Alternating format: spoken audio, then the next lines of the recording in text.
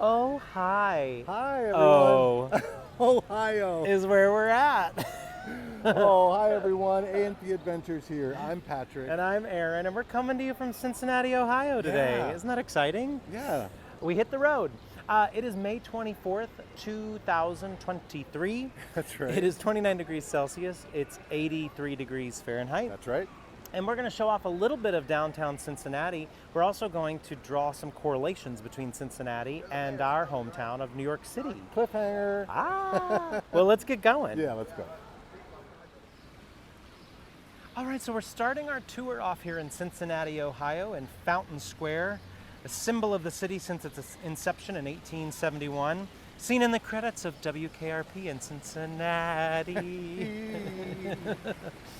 The Tyler Davidson statue of the Genius of Water, dedicated in 1871, just months after the square debuted.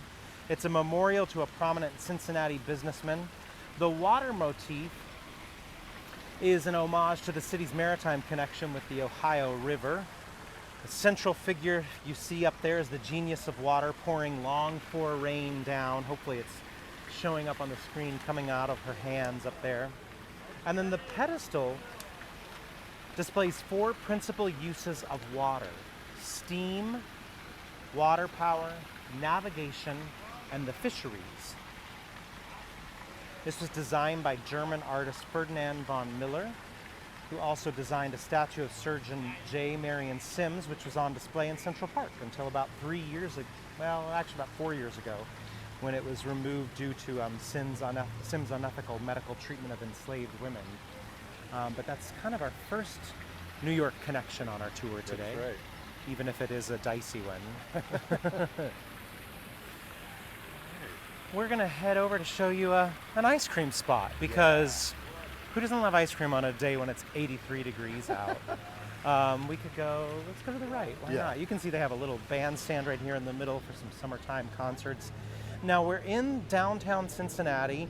Cincinnati proper has a population of about 302,000, but about 1.7 million in the metro area. And as we descend the ramp over here, you're gonna see, is it lesser? No. It's Graeter. Oh, This is Cincinnati's famous Graeter's ice cream. started in 1870 by Louis Charles Graeter, handcrafted in small batch French pots. After he passed away in 1920, his wife Regina took over the business and single-handedly managed and expanded the business at a time when women were not known to be business runners. Let's pop in and check it out. They have a little bit of a bakery in here as well. She continued that French pot process when other creameries were abandoning the traditional craft for large manufacturing. It is still family run and still small batch, although traditionally crafted. Although the French pots have been updated since those early days. And they speak in French too. That is not true. Bonjour. No, that is not true. There it is. Take it in. Carew, believe it? It's the Carew Tower. Built between 1927 and 1931, it was the idea of John J. Emery to build this multi-purpose commercial tower. The hope was for this tower to be a city within a city. And he partnered with William A. Sterrett, who was an investor and a builder of skyscrapers. And one of Sterrett's first big success in building skyscrapers was the Woolworth Building in New York, designed by Cass Gilbert, and a name that pops up on our tours a lot, and you'll hear again a little bit later, another New York connection. Designed by Ashlinger and Company, along with Delano and Aldrich. So what's the connection to New York with this? Well, Sterrett's real estate development company was responsible for building the Empire State Building. And two developers in New York City, John Raskob and Al Smith, approached William Sterrett to help them build the world's tallest skyscraper. In the late 20s in New York City, there was this mad dash to build the world's tallest. 40 Wall Street, Chrysler Building, Empire State Building, they were all front runners.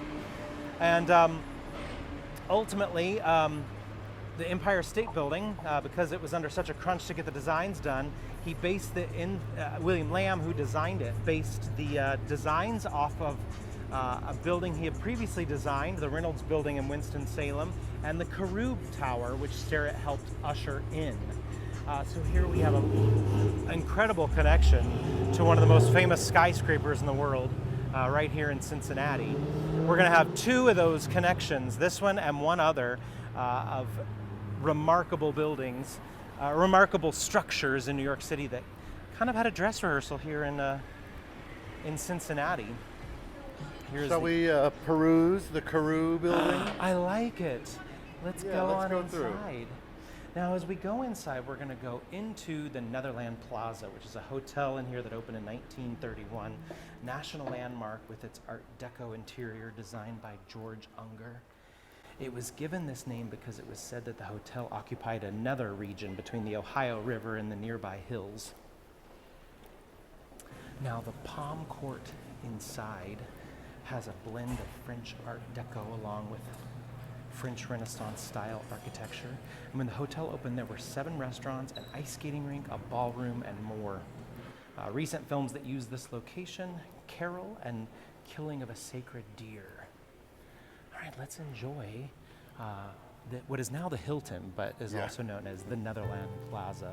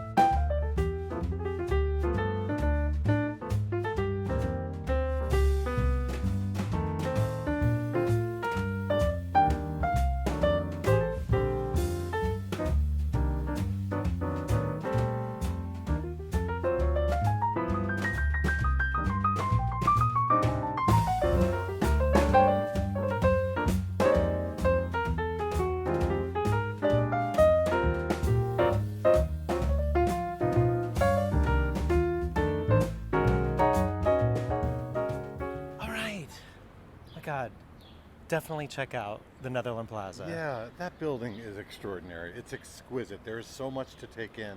It's like one massive piece of art inside there. It really is. So we're out on Race Street now, and we're walking between 4th and 5th. And we're going to head up here to the Federal Reserve Bank of Cleveland to show that off. And on our way there, I'll talk to you a little bit about Cincinnati itself. It was originally settled in 1788 as a military base known as Fort Washington, named after the Society of Cincinnati, a society of veterans from the American Revolution. The name Cincinnati comes from Roman leader Lucius Cincinnatus, and Cincinnati grew rapidly because of its proximity to the river where we're going to end our tour today. Spoiler alert. And to the Allegheny Mountains. In the mid-1800s, the city processed more pork than anywhere else in the country, and thus it was given the name Porkopolis. I love that name. I wouldn't mind living in Porkopolis. I know. You eat really well here. I'll be mayor of Porkopolis. All right, so this building you're seeing right here, this is known as the Federal Reserve Bank of Cleveland. You'll also see Stockyards Bank and Trust. Meant to resemble an Italian Renaissance palazzo. It was completed in 1914 and designed by Cleveland firm Walker and Weeks. So we're going to walk along 4th Street now and zigzag our way through downtown Cincinnati while we make our way down to the river, since I already gave that part away. All right, first of all, check out these cool buildings here on 4th Street. Yeah, These historic, it almost beautiful. looks like the old cast iron buildings in. And yeah, down in Soho, Soho, they yeah. really do. Yeah. But looming behind those is the PNC Bank Tower. And this was designed by, drumroll, Cass Gilbert. Gilbert, who also did the Woolworth Tower in New York, as well as the Customs House in New York and so many other incredible buildings. The United States Supreme Court, St. Louis Art Museum. This was built in 1913, 3 years before the Woolworth building. Lots of dress rehearsals here in Cincinnati for New York. This was originally built to be the headquarters for Union Central Life Insurance Company, and it's changed hands over the years. Now it's PNC Bank. I think it's being converted into apartments. That's the work we're seeing being done right there. All right, so we're at the corner of 4th and Vine right now. This is the Ingalls building, also known as the Transit building. This was built in 1903, 16-story building built by Elsner and Anderson, and named for its primary investor, Laura Ingalls Wilder. Just kidding. Melville Ingalls. This was a daring structure when it was built because it was the first reinforced concrete skyscraper. Steel bars were embedded in the concrete. And its success contributed to the acceptance of concrete construction in high-rise buildings. Now, the first 3 floors of this have a Beaux-Arts style of architecture. Now, this is a hotel, by the way, and you can see how those first 3 floors are different than the rest of the building. All right, so the next building we want to show off is the Dixie Terminal. We're near Walnut and 4th now. It's a set of buildings completed in 1921. It consisted of streetcar terminal, stock exchange, and office building, designed by Garber and Woodward, who also collaborated with, drumroll, Cass Gilbert, on the PNC building. It was a bus terminal starting in the 1950s when the streetcars ended and continued as a bus terminal until just about 20 years ago. Originally, there were ramps leading from the Dixie Terminal to the Roebling Bridge, but those were demolished in the 90s. And if you don't know what we're talking about with the Roebling Bridge, well, stay till the end, because that is a big part of today's tour. Here at the entrance, look at all this tile. It's all from that local Rookwood pottery company we were talking about earlier inside the Netherland.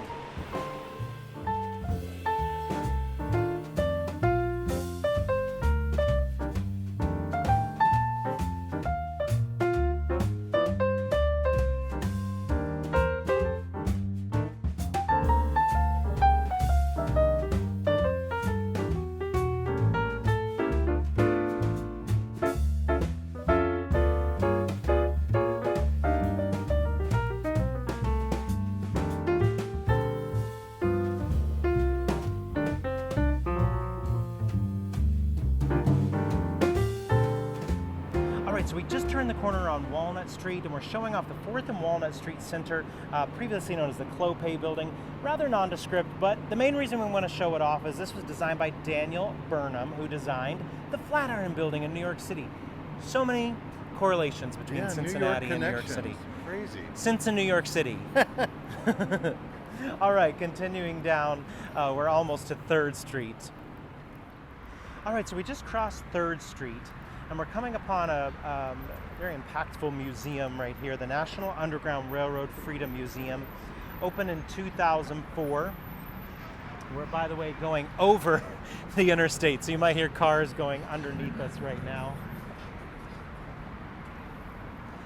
Now, the location of this museum actually recognizes the significant role Cincinnati had in the history of the Underground Railroad. Thousands of slaves escaped to freedom by crossing the Ohio River from southern slave states.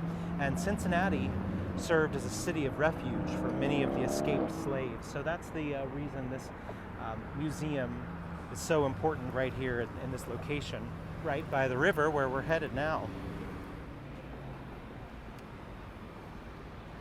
All right, so we made our way closer to the water, and we're just showing that at this intersection, we can do a big pivot and see the baseball stadium for the Cincinnati Reds straight ahead there, the Great American Ballpark, opened in 2003. And then if we pivot around, we can see the football stadium for the Bengals, Right Paul Brown there Stadium, on the other side, yeah. or the Paycor Stadium, I think it's now called. Let's head on down to the water. All right, here we are, the moment you've been waiting for, the John Roebling Bridge. John A. Roebling John Bridge. A. Roebling, I'll yes. get specific. So this is originally known as the Cincinnati Covington Bridge. It was designed by John Roebling, opened on January 1st, 1867, excuse me, not 1967. And it was the longest suspension bridge in the world until the Brooklyn Bridge was built in New York City. So again, this was designed by John Roebling. Roebling was born in Mulhausen, Germany in 1806, studied engineering and philosophy in Berlin. 1831, he and his brother moved to the United States and founded a new community, Saxonburg, Pennsylvania. And John discovered quite quickly that he was not cut out for farming in this new land, and he decided to return to his roots of engineering, and he discovered that you could twist steel wires to create a very strong steel rope. So he started the very first steel rope factory behind his home in Pennsylvania and started building bridges in 1844. And this one is the precursor to the Brooklyn Bridge. So while he was working on this bridge, he was selected to be the designer of the Brooklyn Bridge. That began construction January of 1870, although John sadly died June of 1869. And the Brooklyn Bridge was completed 1883. May of 1883. Now this one only has 2 lanes of traffic, as you have seen as we've been walking out here, as opposed to the Brooklyn Bridge, which has, well, now 5 lanes. It used to be 6 lanes, but 1 lane has been removed for bike traffic. So I guess still 6 lanes of traffic. It's just 1 is bicycle traffic. The Roebling Bridge is about 1,057 feet, or 322 meters. The Brooklyn Bridge, 1,595 feet, or 486 meters. The Roebling Bridge is about 100 feet, or 30 meters off the water, and the Brooklyn Bridge is about 127 feet, or 37 meters off the water. And when I say off the water, I mean off of the Ohio River. You can see it flowing below us this whole time.